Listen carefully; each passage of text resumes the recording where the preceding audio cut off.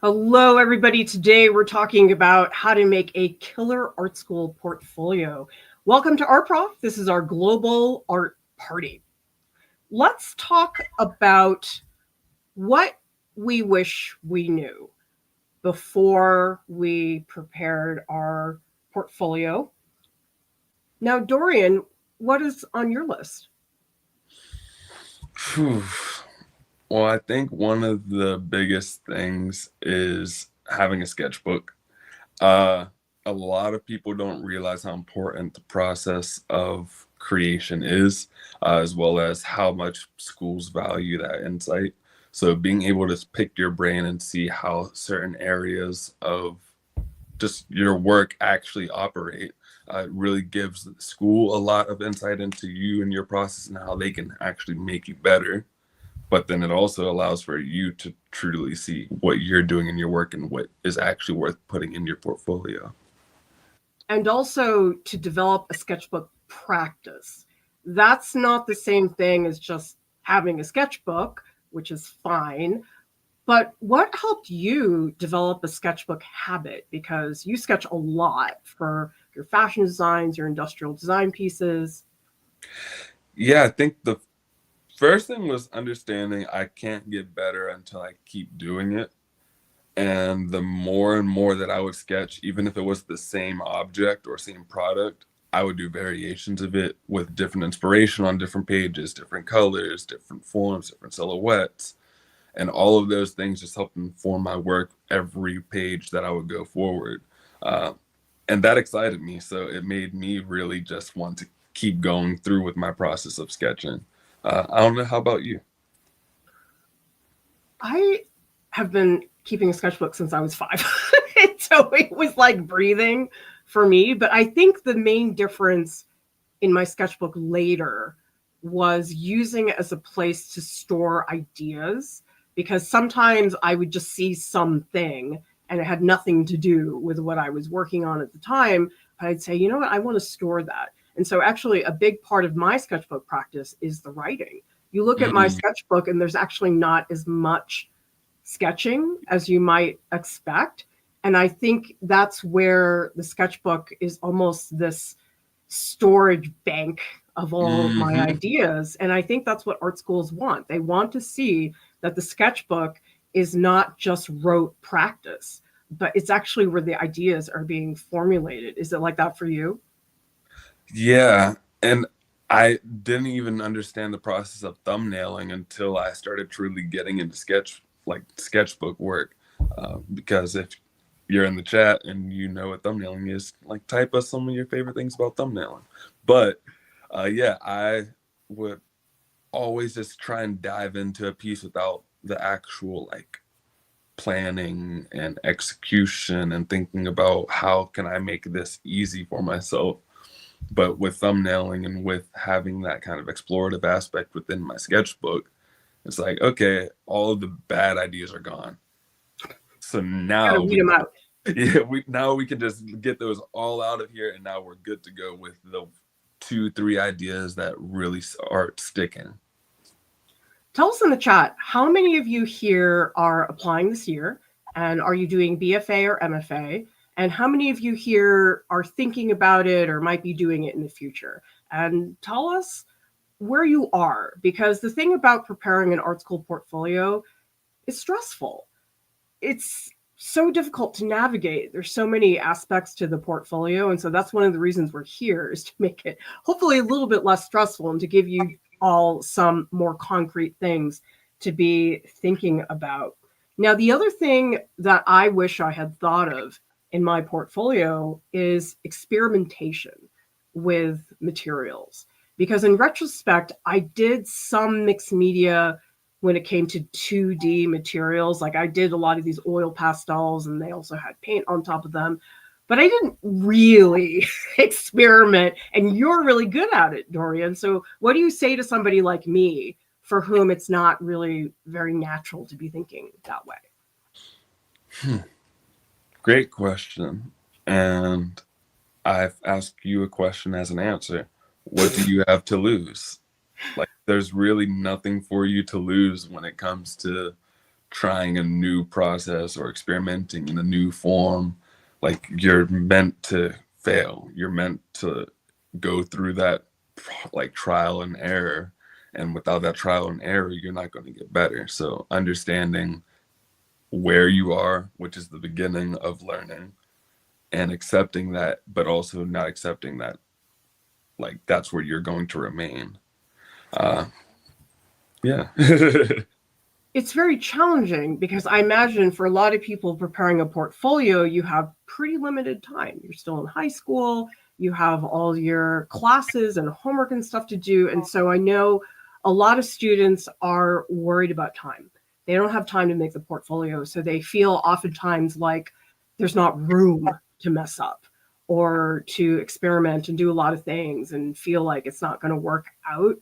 So tell me in the chat, have you felt that way, that because your time is limited, that it's almost a waste of time to learn new skills? Because I get it, but my thought is that the portfolio ultimately, it's a huge opportunity for growth.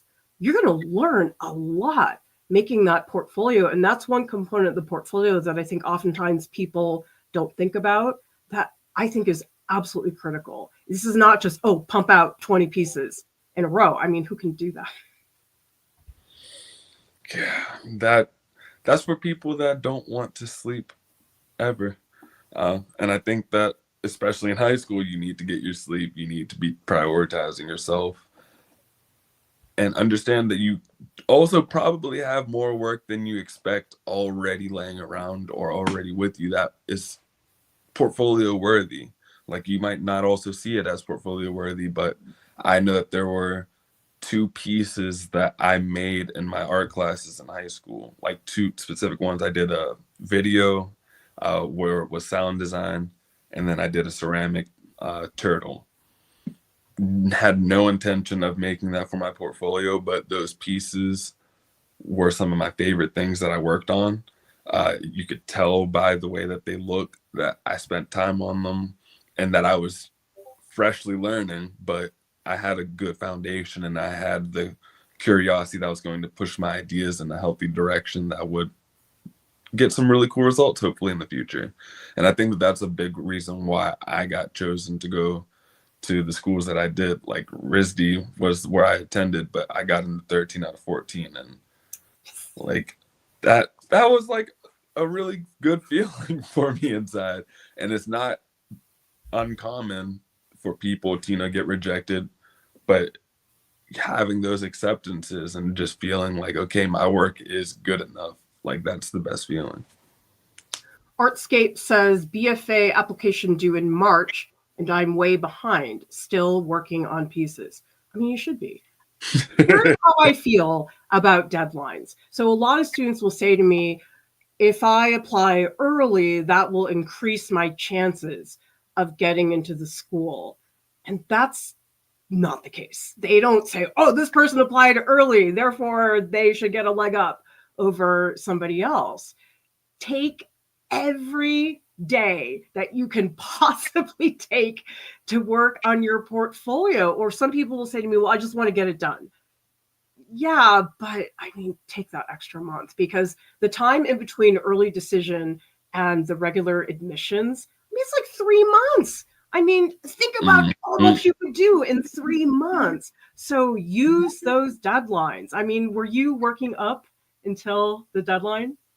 I was working up until like solidly planning a week before, but like I submitted mine the day that it was like there, and I was like, okay, like I can't overthink this anymore. I gotta just submit the pieces that I'm confident in and that I want them to see.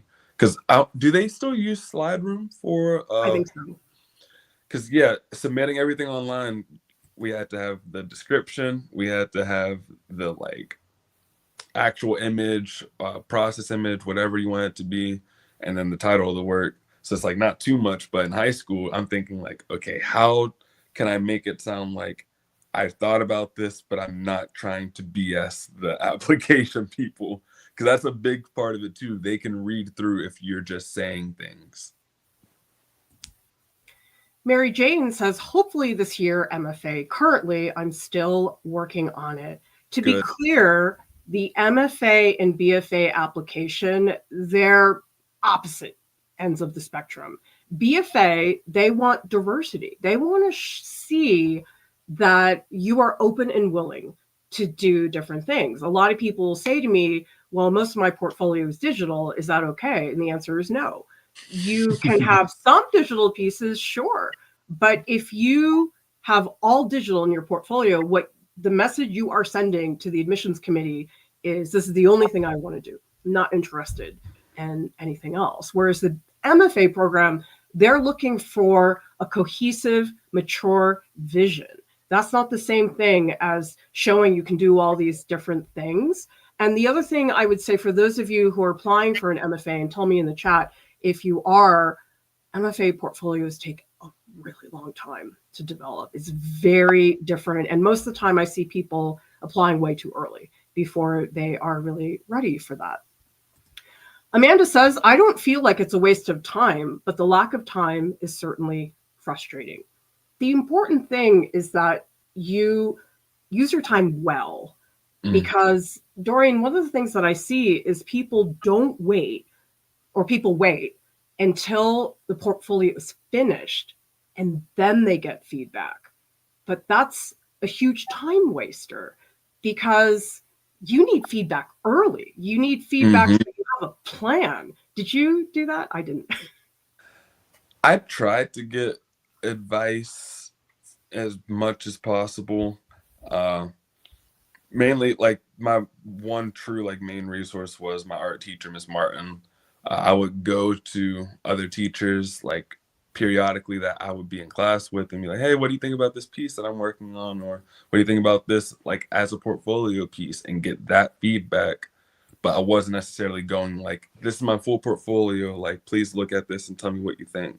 It's like, no, like, what do you think about this piece? How does, like, I wanted to find out what made each piece worth it.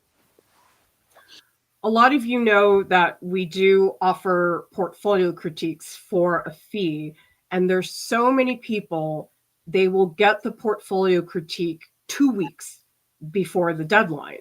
And honestly, at that point, you don't really have time. Just submit. Exactly. If you get a portfolio critique a couple of months in advance, or even a month in advance, you actually have time to make changes in your portfolio that really are going to make a difference. So if you get feedback, do it now. Don't delay, because I've seen oftentimes in some MFA portfolios, people are totally barking up the wrong tree, and there's a lot of misinformation online. And so sometimes when I advise MFA students, we realize that they're not going where the MFA application is going. Because, I mean, I didn't grow up with YouTube, but Dorian, there's a lot of misinformation out there about art school applications. Really? I think so. You don't think so? You think it's mostly right? No, I think you're totally right. There's too many people that make it seem like it's either A, the easiest thing, or B, it's the hardest thing and you need to suffer the entire time. Hyperbole. Like, yeah, art school is a spectrum, and you literally just need to find out, are you on the, like, I want to be the most creative person in the world and try out everything, or I have the skill set that I love and I'm going to stay here. I was one of the people that was like, I'm doing everything and anything. And that makes sense. I was more experimental when it came to my subject matter. I was doing a lot of surrealistic images. I was obsessed with Salvador Dali and Rene Magritte, and I really did a lot of unusual imagery. My technique was pretty solid. Like, I had the hard skills, but I was not experimenting remotely the way I should have. Amanda says, I actually started experimenting more when I had to develop a portfolio to apply for architecture school, because it helped me prioritize time for making art. Yes, a lot of students are not used to blocking out chunks of time to work. Because for me, at least, when I make my work, I can't just do it for 10 minutes at a time. art is Slow. yes, it is a time commitment, but more than anything, it's cheesy, but it's a piece of us. Like, to give a piece of ourselves constantly through a physical form that's not our actual body, like it takes energy, it takes time, and it takes work. And so, Amanda, also, you just saying like the fact that you experimented more because you like were prioritizing your portfolio being done goes to show like portfolios can be helpful, and they can be structured, and they can get you to the place that you need to be with your work, and actually help you build a stronger relationship with your work.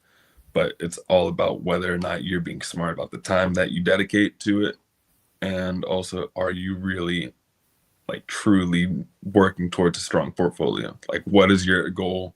What is the message you want to send schools with your portfolio? Artscape says, I am new to oil, adding it to my portfolio, trying to showcase a variety of mediums and where I am at with them. That's fantastic. Oil painting is, so awesome. I'm just like drooling thinking about it. However, I'm going to challenge all of you, make an artwork where none of the supplies are from the art store. So what do you think I mean by that? I think you know. So basically, you guys get to be Dorian for a day. Think of the most unconventional things that you can use to basically make what you're doing already. Like, what replaces what you're doing? What could be used as paint? What could be used as like a sculpting material? Just be unconventional. The more unconventional, the more fun you will have, and also the cooler results. Where are places that you think are good to get unusual materials that are not the art store? Because the art store is great, but you know something? I get so many supplies from places that are not art stores. I go to woodworking stores and I go to the hardware store. There's so many great things there. So tell us in the chat, where have you shopped for art supplies? Maybe it's a particular art store. You can tell us about that. Or maybe you have gone to the recycling center and picked up some things. I'm guessing you've been there, Dorian. That was the first place I was going to say. Because, yeah, the recycling center, I feel like every city has at least one. I'm not talking about where you go and drop off your recycling and like it's turned into scraps and stuff. I'm talking about where you go and donate materials, and there's fabrics, there's equipment, there's machines, there's things that people want to get rid of, almost like a thrift store. But the whole intention of it is to minimize that waste. So I think that a recycling center is a great way to start. Mom and pop tool shops, also really good ones, because usually you have the best conversations with them and they can tell you a lot more than Home Depot workers or the people at Lowe's.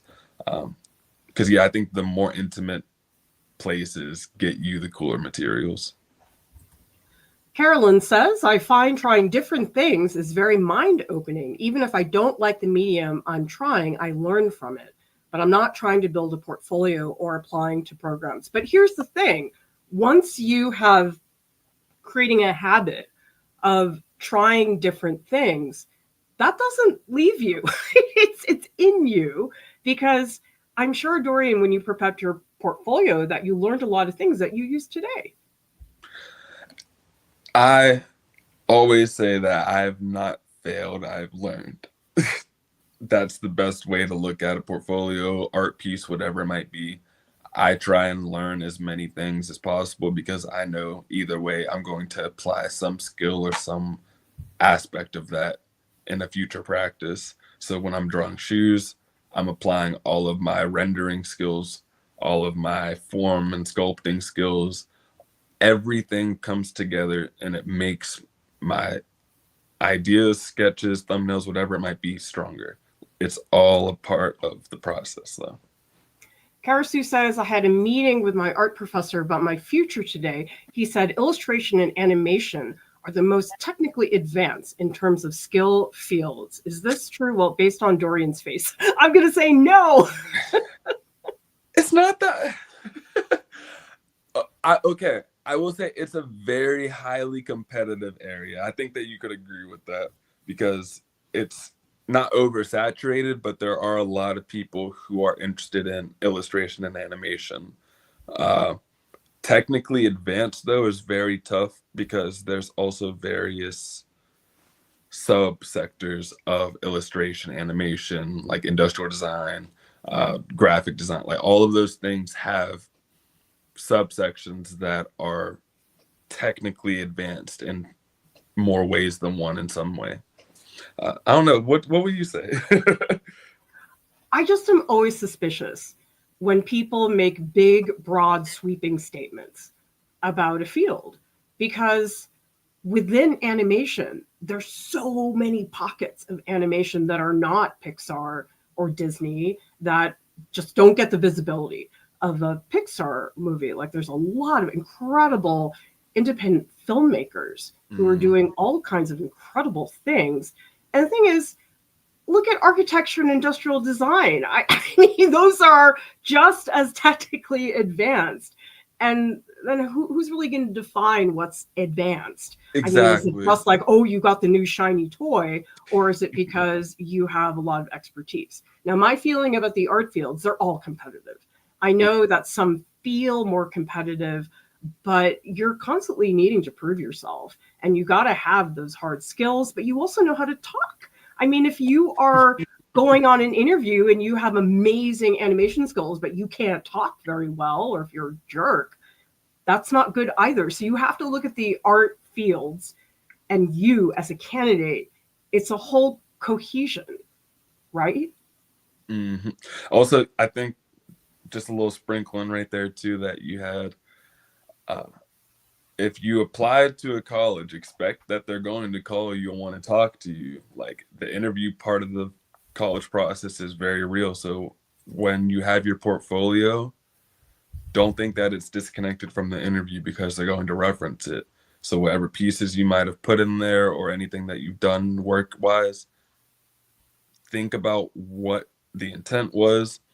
If you typed a description and you say a different description to them, they're going to know that you're not taking the piece serious. So all of those things are really things to consider.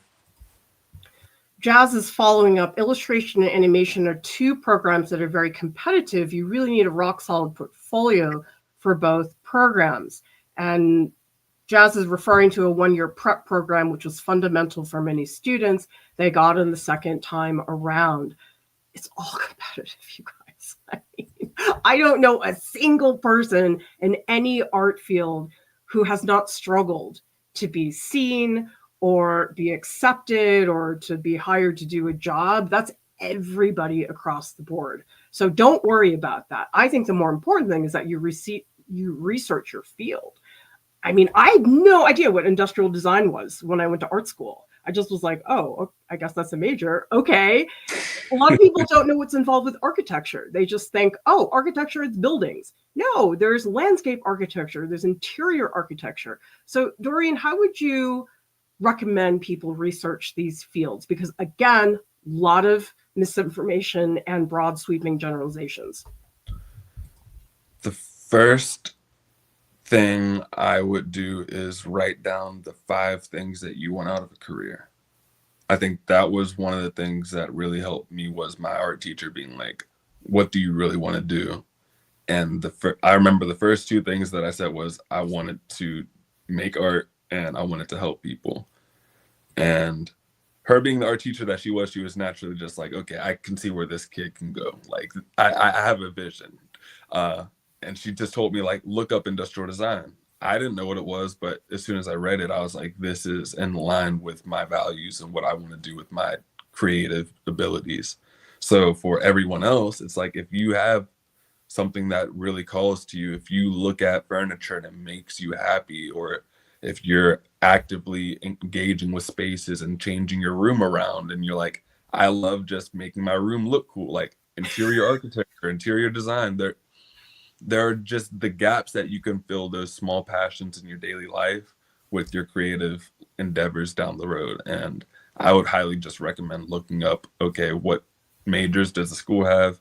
And are they in line with the 5 things that I want out of a career? And if you can, try to talk to somebody in the industry, or we have a lot of videos where we've interviewed people in the industry as well. Or if you join our Discord, you can go ask questions there. I mean, I'm in there pretty much all day, every day, answering these types of questions. Okay, we do have a lot of cool places for art supplies, automotive store, Michael's and Joann's.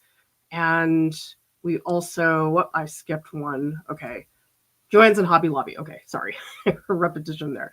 So Jazz says graphic design seems like a dead degree. Not at all. Graphic design's everywhere. I mean, if you look at this GIF, this is a version of graphic design because it's a graphic that goes somewhere. And so again, try not to look at those sweeping generalizations unless you've talked to a professional and you've made your own decision based on correct information that actually is the case.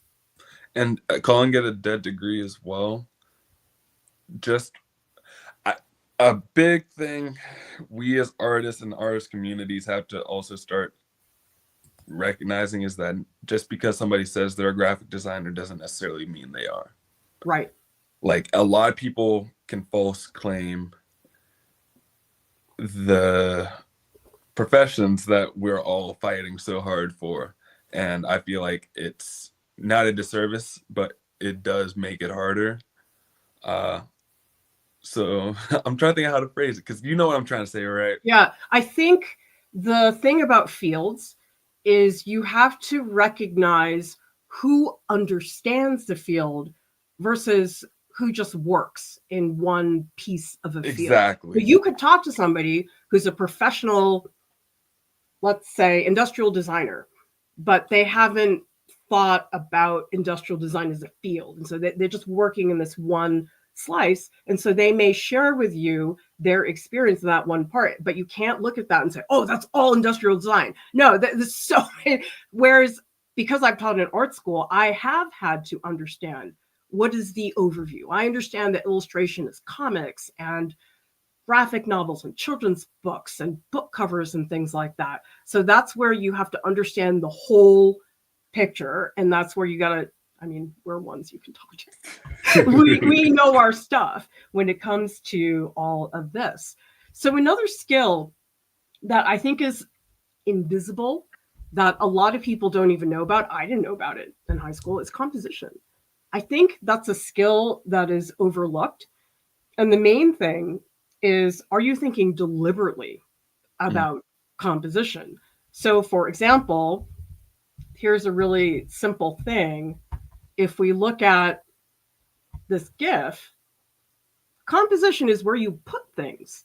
So you have this little smiley face in the lower right-hand corner. Do you put it here? Do you put it in the middle? Do you make it bigger? This is hardcore fundamentals. But why do people not think about this? I mean, I don't blame anybody for not knowing, but it just seems like a severely underestimated skill. It's very overlooked because I think everyone thinks artwork is just the creation of the piece itself, not the planning behind it or the actual intent with the work. So like you said, you are always constantly thinking about, is this the right spot for it to go? Is like here the safe spot? Will people's eyes travel smoothly around the canvas that way? And for me, I think that I'm still constantly working at finding like a groove for composition. But I think it seems to me, at least as an outsider, you have a natural ability for composition. So do you feel like there was a point when it switched from being, I'm thinking about this, to it's natural to me? I don't think it's ever natural. I think I'm always fighting composition. And I think for me, a big part of it is just questioning myself. Is it better here? Is it better there? You can go on and on forever and ever tweaking all these things. But I think the difference is thinking about it deliberately and saying, I'm going to work on composition versus I made this piece. Okay. Which is fine. I mean, I think you have to have some information to even know what composition is or to know how to implement it. But I think what's really important about the portfolio is you're leveling up when you make a portfolio. It's fine when you're not making a portfolio and you're drawing for fun, or it's like, oh, this is feeling good and I'm really liking this. But a portfolio is where things start getting serious. Mm-hmm. And I'm not trying to say that as a stressed out thing. I was psyched. I was like, wow, people who take it as seriously as me and who really care about all of this. For me, that was an amazing feeling. Did you go through that? I crave that now still. It's like when you know you can be around like-minded individuals and just people who get what it's like. Because I can be around all the people that I am today and like it's still good and like I love everyone and I have my friends. But when you find a creative community and you can just make something and you don't even have to say anything, like it's just understood what you're doing, what you're trying to accomplish, and the feedback and the banter is just so like it's just constant and good. It's yeah.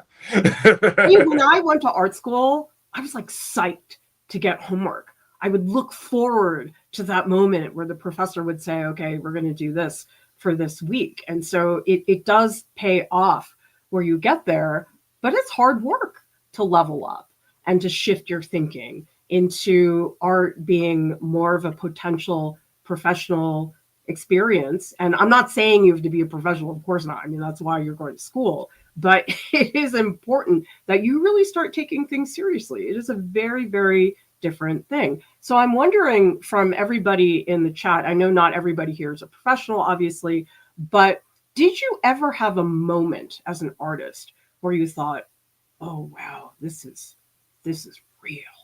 This is not just aimless whatever that I'm doing. And I think for me, it was actually the first day of art school because I had this professor who was very serious. And I thought, oh my God, this is the real deal. I mean, in that moment, my head sort of exploded. Like I didn't realize how gigantic the art world was. Did you have any moment like that?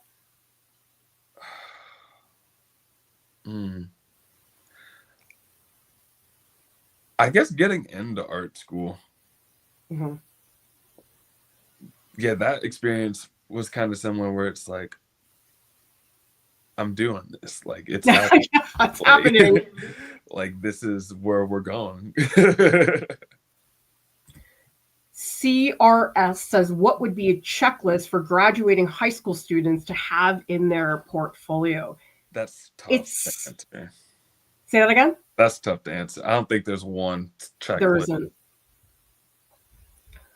It's not a checklist, but diversity. So I've seen portfolios where there's 5 self-portraits. Don't do that. You can have self-portraits in there, but the other thing too is don't do something you're not interested in, because a lot of people will say, well, shouldn't I have a still life? And I'm like, you can. Do you want to do it? No, it's so boring. And by the way, still life is not boring. I have a big beef with people who think still life is boring, but I see that a lot, that people feel pressure to have a certain type of piece in their portfolio. But you can have a portfolio with no self-portraits and no still lives, and it's fine. Most of my portfolio was... Do you have a still life? I didn't.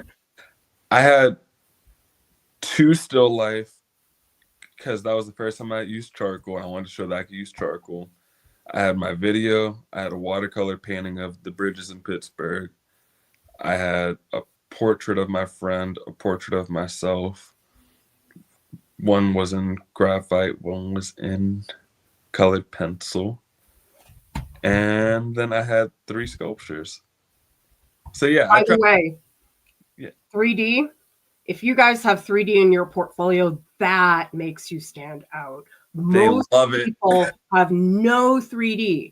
Now, you should make 3D, that's really good that you spend time on to just like throw in some 3D thing. But whenever I review portfolios, I always notice when there's a 3D piece. 3D is harder. You do have to have a little bit more experience with materials. But Dorian, that's where YouTube can really help. I mean, I grew up without YouTube, but how would you recommend an art school applicant use YouTube? Because I think the issue is that it's very overwhelming, so much. Choose a skill. Just like the first thing I said, when you like choose 5 things that you want out of your career, choose one skill that you want to focus on or that you're interested in learning and go down a rabbit hole. Like I literally would go on YouTube and type in how to use charcoal, like how to create a composition, how like to choose the right paper for a piece. Like there's a lot of thinking and a lot of good, solid advice that's just in the palm of your hand, in your computer, on your laptop, whatever it might be. You have access to it, and I think it's just having fun with not knowing and being as curious as possible in that search bar when it comes to that topic. I think what's important is that you look at a number of different charcoal videos. Don't just watch one. We have, so many charcoal videos, but you need to see how other people are using it. Don't just get too hooked on, I mean, you can get hooked on our channel. We don't mind if you want to do that. But that's another thing where you can't just say, oh, that's how you draw with charcoal. No, that's one way to draw with charcoal. So don't limit yourself in that way. Great comment from Sonnet about composition. I love composition. I like to zoom in certain spaces on a subject that end up being interesting compositions. Composition is not just about the look. It's about if you have a story to tell and the illustration is about a dragon.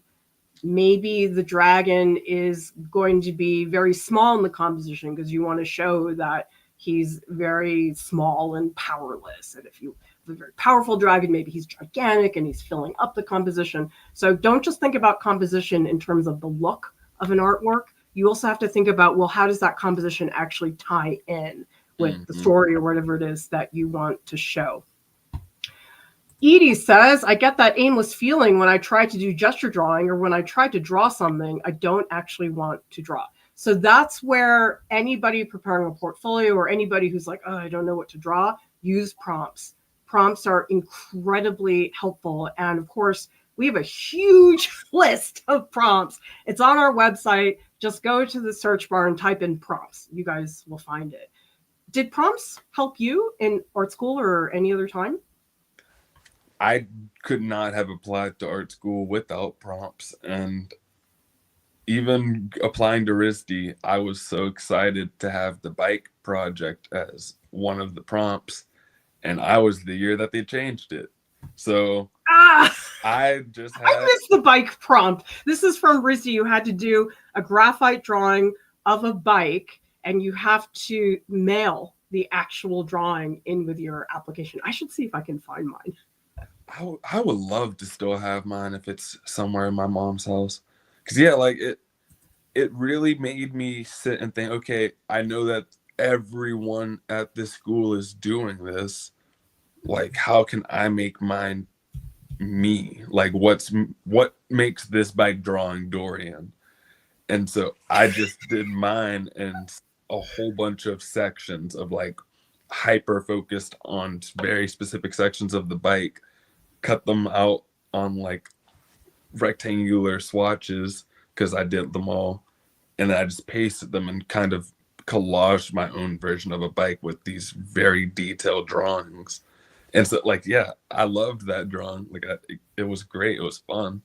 I totally phoned in that bike drawing. It was the last thing that I did. I was like, oh, I don't want to do this bike drawing. Don't do that. Do what Dorian did. Do something that's a lot more creative. So Jazz is asking, do the colleges give priority to LGBT and visible minorities applying for programs? Should this be highlighted in the portfolio? All the art grants in Canada seem more accessible to these demographics, and creating art in this vein gets more recognition.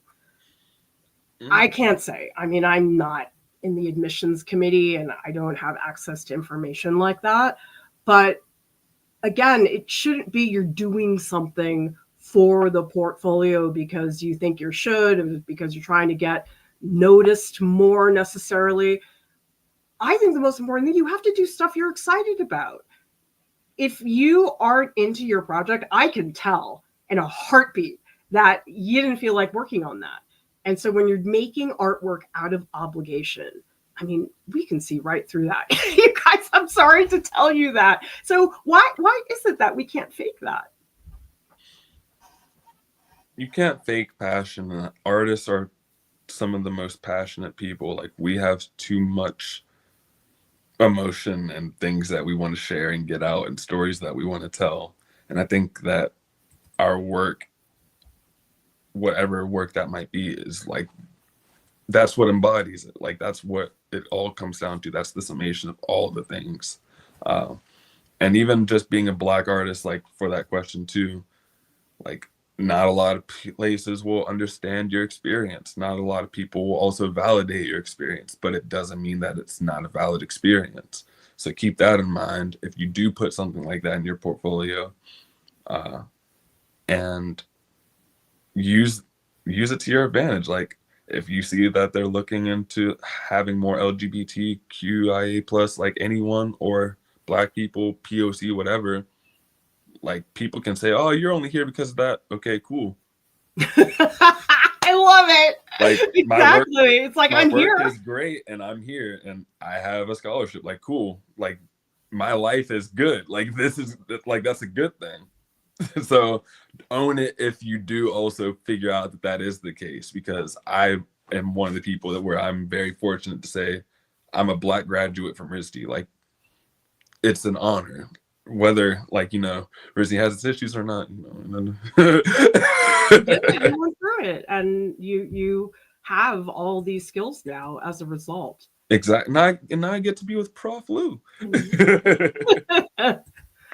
All right, everybody, you can join us in our Discord right after the stream. We will be hanging out in the post live streams channel, where we're going to be talking about all kinds of things. Doesn't necessarily have to be art school related, but you guys are all welcome to join us there. Thank you to our incredible top Patreon supporters. We are so grateful to have you be part of our community. I think a lot of you know that the arts communities are very nervous about the upcoming shift of administration in the US. And so we need your support more than ever. Thank you all who have done so over the years. Visit artprof.org. We have tons of content on there that's not on YouTube. Use the search bar. ArtProf has a podcast that's available on Spotify and also on iTunes. And Gumby would like for you to join our global art community. Thank you so much for watching. We'll see you next time. Bye.